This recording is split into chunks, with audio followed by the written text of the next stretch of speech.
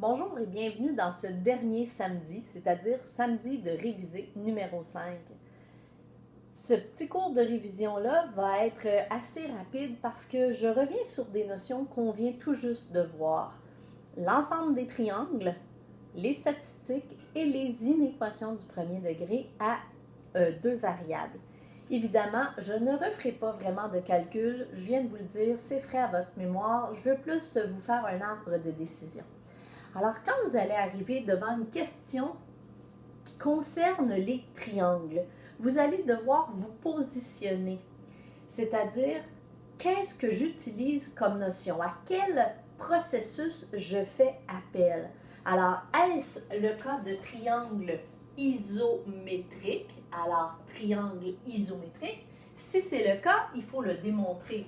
On a trois cas d'isométrie des triangles. Alors, on a le C, C, C, c'est-à-dire que deux triangles qui ont trois côtés congrus sont nécessairement isométriques. On a le CAC. Alors, même principe, on a un angle compris entre deux côtés isométriques et ACA. Donc, un côté isométrique compris entre deux angles isométriques. Quand il s'agit de triangles isométriques, c'est assez évident. Il y a, du moins, on peut avoir une bonne idée juste à voir qu'il y a deux triangles qui ont l'air identiques. Alors, à ce moment-là, il faut réfléchir à ça. Je vous rappelle que derrière les angles, il y a souvent la notion de droite parallèle. On fait appel au théorème des droites parallèles. Lorsqu'on a deux droites qui sont parallèles coupées par une séquente, il y a des angles alternes internes, alternes externes et correspondants qui sont isométriques. L'inverse est aussi vrai.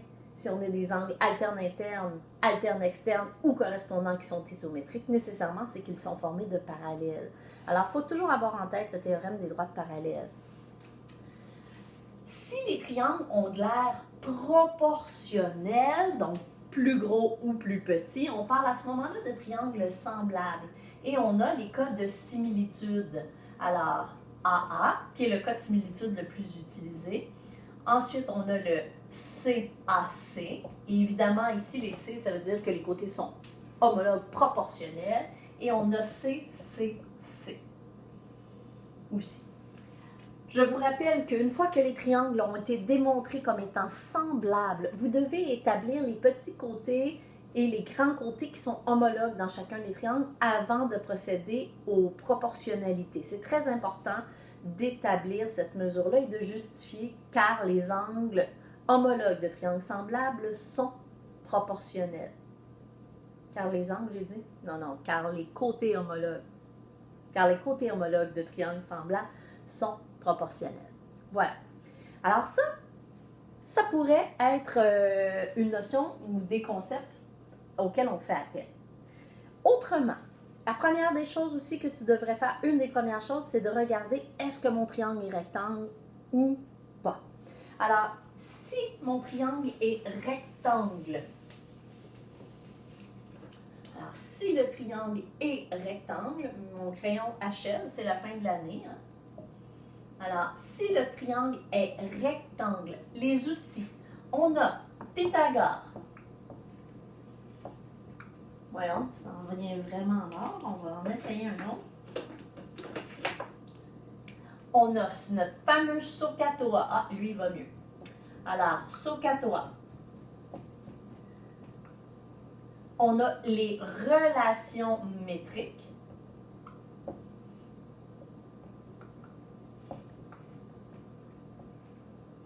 Alors, les relations métriques, je vous le rappelle, il faut un triangle rectangle, mais en plus, pour celle-là, il faut un triangle rectangle à la base et il faut la hauteur issue de l'angle droit. Donc, pour être capable de retenir, d'utiliser les relations métriques. Alors ça, c'est ce qui devrait vous venir en tête si vous êtes devant des triangles rectangles. Ensuite, si on est devant un triangle quelconque, on a deux outils. On a loi des sinus et on a loi des cosinus. Voilà. cosinus. Dans la loi des sinus, il faut faire attention à l'angle obtus. Alors, c'est uniquement dans le cas de la loi des sinus. Parce que si on utilise la loi des cosinus, notre calculatrice est capable d'aller chercher un angle obtus. C'est vraiment dans le cas d'une loi des sinus où on aurait un angle obtus qu'il faut faire attention, mais aller chercher l'angle obtus en faisant 180 moins l'angle que la calculatrice nous a donné. La loi des cosinus, elle est un petit peu plus complexe. Je vous rappelle qu'on l'utilise dans 2 cas seulement. Alors, lorsqu'on a les 3 côtés, ou bien lorsqu'on a l'angle avec les côtés, avec les 2 côtés de part et d'autre de cet angle-là. Donc, lorsqu'on a côté, angle, côté, on utilise la loi des cosinus. Autrement, on utilise la loi des sinus. Aussi, dans les triangles, on a vu des formules d'air.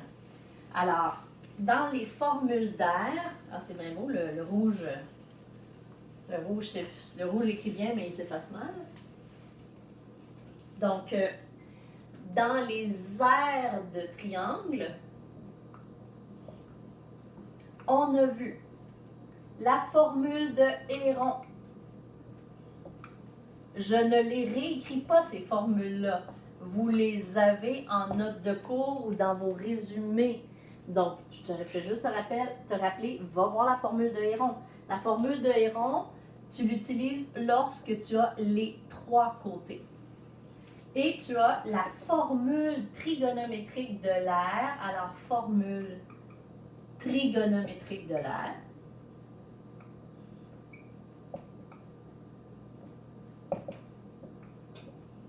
Et celle-là s'utilise lorsque tu as côté, angle, côté. Évidemment, ça va de soi, il y a toujours base fois hauteur divisé par 2, évidemment. Donc, qui dit hauteur, dit un segment qui part d'un sommet et qui s'en va perpendiculairement à la base ou sur son prolongement. Très important, c'est perpendiculaire une hauteur. Aussi, une hauteur, on pourrait faire appel à la distance entre un point et une droite, mais là, ça fait appel à la géométrie analytique et on en a déjà parlé. Ça fait le tour de ce qu'on a vu sur les triangles.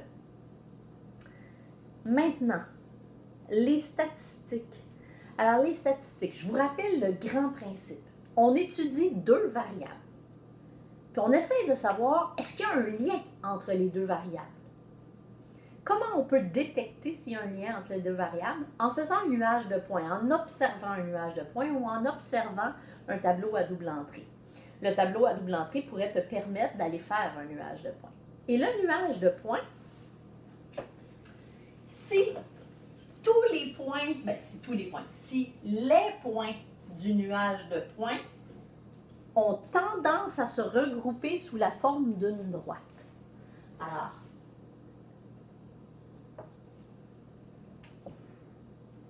vraiment, mon crayon ne collabore pas du tout.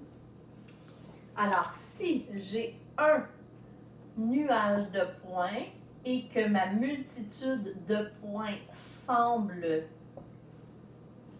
tendre vers une droite, on va à ce moment-là parler de corrélation, donc corrélation, de relation linéaire entre les 2 variables. La corrélation, c'est le lien. Par contre, nous, on veut savoir, ce lien-là, est-ce qu'il est fort ou faible? On fait à ce moment-là appel à un nombre pour le quantifier, lui donner une quantité de force. Alors, ce nombre-là s'appelle le coefficient de corrélation. Et le coefficient de corrélation,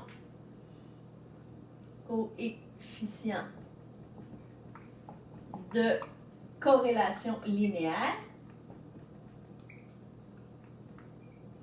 on le note par R. Je vous rappelle que R, il est toujours compris entre moins 1 et 1. OK? Moins 1 et 1, c'est des corrélations très fortes, parfaites. 0, c'est une corrélation nulle. Plus on s'en va vers moins 1 ou vers 1, plus la corrélation la force de la corrélation augmente, la corrélation est de plus en plus forte. Le signe correspond correspond dans le fond à la pente du nuage de points, c'est-à-dire est-ce que nos variables varient dans le même sens. Si une variable augmente, l'autre augmente, à ce moment-là, le nuage sera positif, de pente positive, et si une variable augmente et que l'autre diminue, à ce moment-là, notre nuage sera comme celui-là. On peut estimer le coefficient de corrélation avec la technique du rectangle. On fait un rectangle autour de nos points, on vient calculer la largeur, la longueur, et on l'estime en faisant 1 moins largeur sur longueur, et on met soit le plus, soit le moins, dépendamment du signe de la pente du nuage de points. Alors, c'est une estimation. Évidemment, là, les statistiques, ça se fait à partir de tabulateurs de données, là. Alors, c'est une estimation pour connaître, on dit plus ou moins, là. Mon Dieu, il n'y a plus rien qui fonctionne. Alors, plus ou moins 1 moins ça. Alors, vous les avez aussi dans les notes, dans vos notes de cours. R est égal à ça. Le plus et le moins, c'est vous autres qui le déterminez. Vous le choisissez.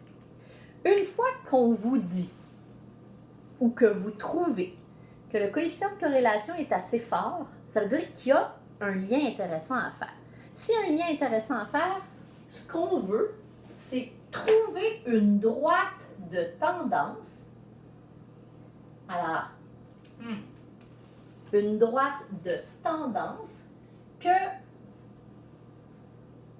qui va nous permettre de faire des prédictions. On va dire, grosso modo, nos statistiques, nos données, notre distribution, la population qu'on étudie agit selon cette droite-là. Cette droite-là, on peut trouver son équation à l'aide d'une technique qu'on appelle la méthode de Mayer. Alors, la méthode de Mayer, vous allez devoir retourner, voir comment on fait ça. On divise notre distribution en 2 égales. On trouve les points moyens, on trouve le y égale mx plus b, on trouve l'équation d'une droite. C'est simple. Cette droite-là sert à faire des prédictions. Si dans un examen, on vous disait, on sait que la corrélation linéaire entre les 2 variables est forte, eh bien, vous n'avez pas besoin de faire le nuage de points. Vous savez qu'il y a une forte corrélation linéaire. Ça, quand on vous dit ça, c'est qu'on vous invite à passer directement à l'autre étape, c'est-à-dire à celle de trouver la droite de régression linéaire. Ça va pour les statistiques. Maintenant, dernière notion abordée dans ce samedi de réviser, les inéquations du premier degré, oh là là, à 2 variables. Alors, des inéquations du premier degré à 2 variables. Le nom le dit, on va avoir un symbole de plus grand ou égal, plus petit ou égal. À 2 variables, x, y, du premier degré avec des exposants 1 seulement, pas d'exposant 2. Alors, à quoi ça ressemble une équation comme celle-là? À ceci, 2x plus 3y inférieur à 12. Comment on fait pour faire ça? On veut trouver tous les x et tous les y qui satisfont cette inéquation-là. Alors, la méthode, elle est très simple. On change l'inéquation pour une égalité, donc 2x plus 3y égale 12. C'est ce qu'on appelle l'équation de la droite frontière. Une fois qu'on a fait ça, on va la placer dans le plan cartésien, cette droite-là. Et ça, là, c'est pas sorcier. On se trouve 2 points. On se fait une petite table de valeurs. Par exemple, si x vaut 0, que vaut y? Alors, tu remplaces x par 0, tu trouves y. Croyez-moi, ça fait 4. Si, trouvons un autre point, par exemple, si y vaut 0, x vaut 6. Alors, je viens placer ces points-là. 0, 4. Et 0 et 6, 0. Je les ai mis en rond vide parce que mon symbole est strictement plus petit. Donc, ma droite, je vais venir la mettre en pointillé. Ma frontière est en pointillé. Si j'avais eu un égal, je la mets en ligne pleine. Ensuite, je décide à l'aide d'un point test, par exemple le point 0, 0. Je viens le remplacer ici. 2 fois 0 plus 3 fois 0, ça fait 0 inférieur à 12. C'est vrai, donc je vais assurer en bas. Il faut assurer, ça fait partie, c'est l'ensemble solution. C'est comme ça qu'on l'écrit, c'est en assurant un demi-plan cartésien. Pour déterminer l'ensemble solution, vous pourriez aussi aller isoler le y dans l'inéquation pour vérifier si c'est en dessous de la droite ou au-dessus.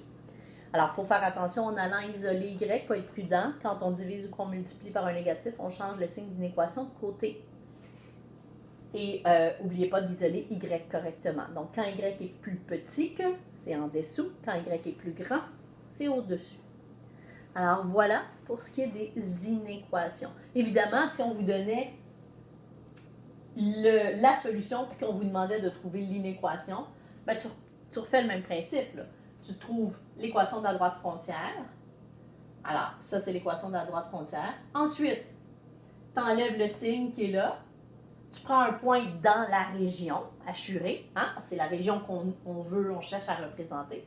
Donc, tu remplaces par un point dans la frontière et tu décides quel symbole qui correspond à la vérité, quel symbole répond à ce qui devient vrai à ce moment-là. Voilà, c'est tout. Vous êtes vraiment presque à la ligne d'arrivée. Il reste de la révision à faire. Lâchez pas. Vous êtes vraiment des étudiants très motivés. Ça va super bien aller. Gardez la motivation jusqu'à la toute dernière minute. Vous allez voir, vous allez avoir été très bien préparés. Puis, faites une excellente feuille aide-mémoire. Faites-la pas en recopiant bêtement. Faites-la en réfléchissant. Ayez-la près de vous quand vous faites vos exercices pour la compléter. Alors, je vous souhaite un bon succès dans votre révision. Mettez-y de l'effort, mettez-y des stratégies. Les deux combinés ensemble, c'est sûr qu'au bout de la ligne, il y a de la réussite. Alors, on se revoit dans les examens de fin d'année.